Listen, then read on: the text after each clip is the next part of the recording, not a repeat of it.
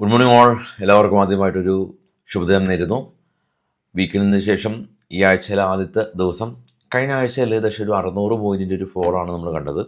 TCS ഉൾപ്പെടെയുള്ള companies IT sector മാത്രം, IT index മാത്രം 7% ഫോള്. IT കമ്പനീസിൽ നിന്ന് 2 lakh crores മാർക്കറ്റ് ക്യാപ്പ്, മുൻപന്തിയിൽ TCS. ഇതാണ് നമ്മൾ കടന്നു പോയ ഒരാഴ്ച. ഫാർമ കമ്പനീസിൻ്റെ താരിഫ് അതുണ്ടാക്കിയ ഒരു ഫിയറെല്ലാം തന്നെ നമ്മൾ കണ്ടു. അതിനുശേഷം കഴിഞ്ഞ ദിവസം ഏറ്റവും അവസാനത്തെ ദിവസം US മാർക്കറ്റ് പോസിറ്റീവിലായിരുന്നു. യൂറോപ്യൻ മാർക്കറ്റും പോസിറ്റീവിലായിരുന്നു മാത്രമല്ല കുറച്ച് ഒരു റാലിയും നടത്തി. അതിൻ്റെ ചുക്കാൻ പിടിച്ചിട്ട് നമ്മുടെ ഗിഫ്റ്റ് നിഫ്റ്റിയും റാലിയും നടത്തി ഏകദേശം ഒരു 100-ലേറെ പോയിന്റിലാണ് ഇപ്പോൾ ഗിഫ്റ്റ് നിഫ്റ്റിയുടെ നിൽപ്പ്.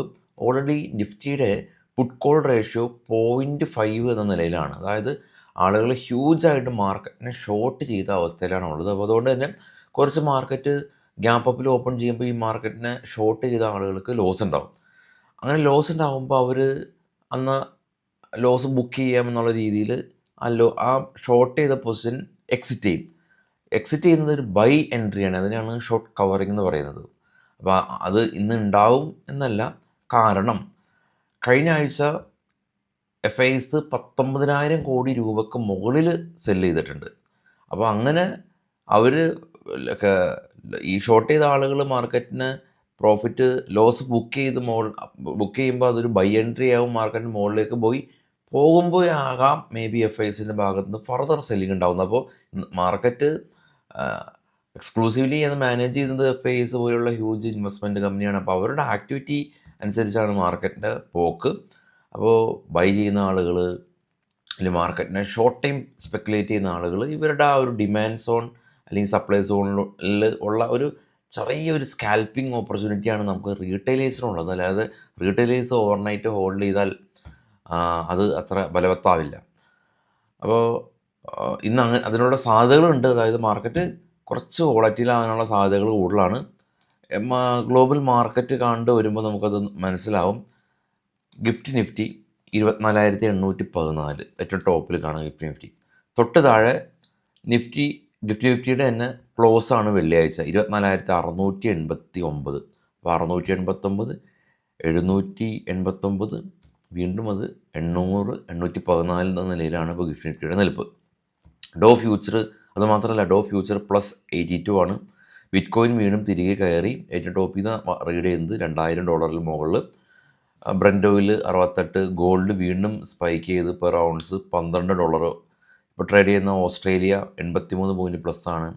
ചൈന ഫ്ലാറ്റാണ്. കൊറിയ 42 പോയിൻറ്റ് പ്ലസ് ആണ്. നിക്കി ജപ്പാൻ മാർക്കറ്റ് മാത്രം 425 പോയിൻറ്റ് മൈനസിലാണ്. ഇന്നത്തെ കുറച്ച് സ്റ്റോക്കുകളുടെ വാർത്തകളിലേക്ക് പോകുമ്പോൾ ആൽക്കം ലാബ് കമ്പനി, ഇവർ ആൽക്കം വെൽനസ് എന്ന് പറയുന്ന ഒരു സബ്സിഡിയറി കമ്പനീനെ ഫോം ചെയ്തു. ആസാദ് എഞ്ചിനീയറിംഗ് കമ്പനിക്ക് 651 കോടി രൂപയുടെ ഒരു പുതിയ ഓർഡർ മിസ്തുബിഷി ഹെവി ഇൻഡസ്ട്രീസിൻ്റെ ഭാഗത്ത് നിന്ന് ലഭിച്ചു. ശ്രീരാം ഫിനാൻസ് കമ്പനി ഇവർ ഒരു പുതിയ സബ്സിഡറി, ശ്രീരാം ഓവർസീസ് എന്ന് പറയുന്ന പുതിയ സബ്സിഡറി ഫോം ചെയ്തു. ജിൻഡാൽ സ്റ്റീൽ കമ്പനി ഇവരുടെ ഒഡീഷയിൽ ഇവരുടെ പുതിയ ഒരു പ്ലാന്റ് ഇവർ കമ്മീഷൻ ചെയ്തു. PG ഇലക്ട്രോപ്ലാസ്റ്റ് കമ്പനി ഒരു പുതിയ ഒരു പ്ലാന്റ് കമ്മീഷൻ ചെയ്തു. 1.2 മില്യൺ റെഫ്രിജറേറ്റർ ഈ ഒരു പ്ലാന്റിൽ നിന്ന് നിർമ്മിക്കാൻ പറ്റുമെന്ന് കമ്പനി കരുതുന്നു. കൂടാതെ ഗോദ്രേജ് അഗ്രോവിറ്റ് കമ്പനി 960 കോടി രൂപയുടെ food processing plant company inaugurate ചെയ്തു. ടാറ്റ മോട്ടേഴ്സ് ബ്രിട്ടീഷ് ഗവൺമെൻറ് ഏകദേശം $1.5 ബില്യൺ ലോൺ അപ്രൂവ് ആയിട്ടുണ്ട്.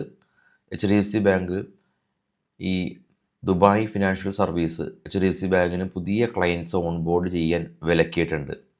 വാസ്കോൺ എഞ്ചിനീയറിംഗ് കമ്പനി അദാനി പവറിൻ്റെ ഭാഗത്ത് നിന്ന് ഓർഡർ ലഭിച്ചു. ഓയിൽ ഇന്ത്യ കമ്പനി ആൻഡമാൻ ഷോറിൽ പുതിയ ഓയിൽ ഫൗണ്ട് ചെയ്തിട്ടുണ്ട്. എക്സ്പ്ലോറേഷൻ അവർ ആരംഭിക്കും. റൊസാരി ബയോടെക് കമ്പനി പുതിയ പ്ലാന്റ് കമ്മീഷൻ ചെയ്തു.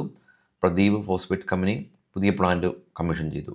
ഏകദേശം 20ഓളം സ്റ്റോക്കുകളുടെ വാർത്തകൾ നമ്മൾ ഇന്നലെ ഓൾറെഡി ഡിസ്കസ് ചെയ്തതാണ്.